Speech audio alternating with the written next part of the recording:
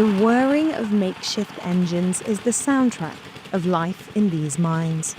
Workers dig, sift and filter the ochre-red earth, hoping the flowing water will uncover a few precious grams of gold. Despite the grueling heat and arduous labour, many travel long distances, lured by the prospect of a fortune. That's the Burkinabe. They're the ones who sift. They're known for that. Over there are the Malians. They dig. And there are also Senegalese and Guineans.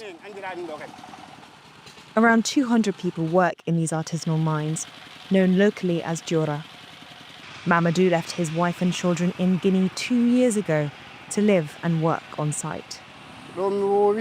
I came here to feed my family. In the mines, you can go months or even a year without earning anything. But when one day you find gold, it makes up for everything. It's that hope that brings people to Jura.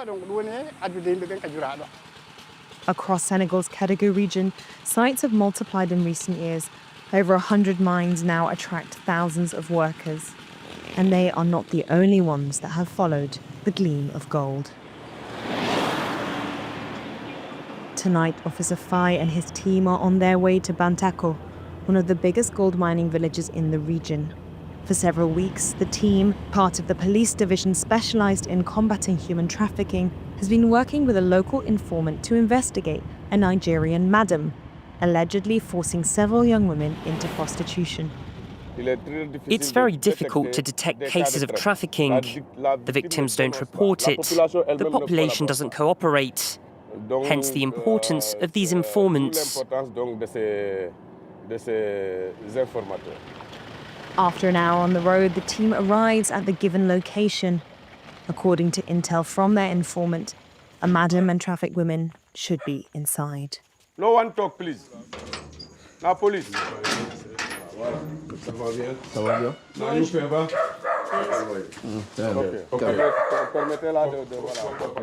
Inside, they find the alleged madam, 2 women hiding in the bathroom, and a third prostitute.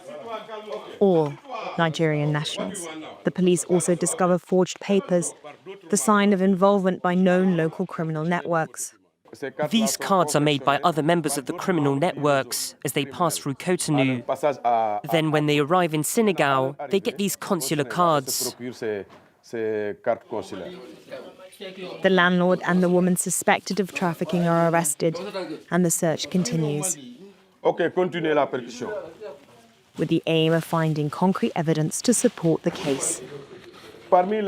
Among the items seized are these notebooks. The girls you see here prostitute themselves and pay the income from their prostitution to their boss on a daily basis. And this is mentioned in these notebooks, up to the sum of 1.5 or 2 million.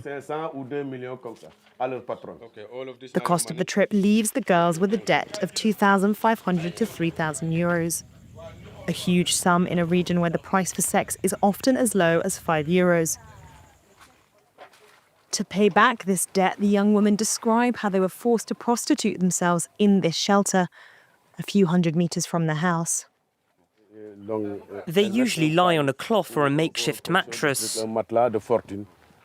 Here it's reserved exclusively for prostitution.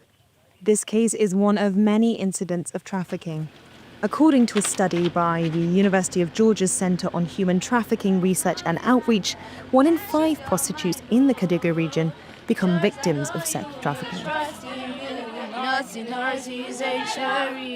Both women rescued by the police and those who fled their captors are living in this house in the town of Kédougou, hosted by local NGO La Lumière. For security reasons, we've concealed their identities, but their testimonies map out a sprawling network of organized trafficking that leads back to Nigeria. They told us we were going to be hairdressers or some other job, but that's not the reality. They lie to us. They take just the girls away to prostitute them. Sunshine and her sister believed the promises, condemning them to months of horror on the gold mining sites. I had nowhere to go, no one to turn to for help. And my boss, she forced us to prostitute ourselves. Every night, she would say that we must Every night, she'd tell us to go and pay her back. So we must do the work. But if you didn't And do if we it, didn't, the she threatened to put a curse on will us. curse us, like she'll be cursing us. La Lumière helps victims obtain official documents needed to return to Nigeria. Then these documents are sent to the embassy to obtain emergency travel permits. It's because of this that they can then travel by plane. La Lumière partners in Nigeria help reintegrate the women and raise awareness of the perils of trafficking. Every year, tens of thousands of Nigerian women are trapped and forced into prostitution in West Africa, Europe, and even Asia.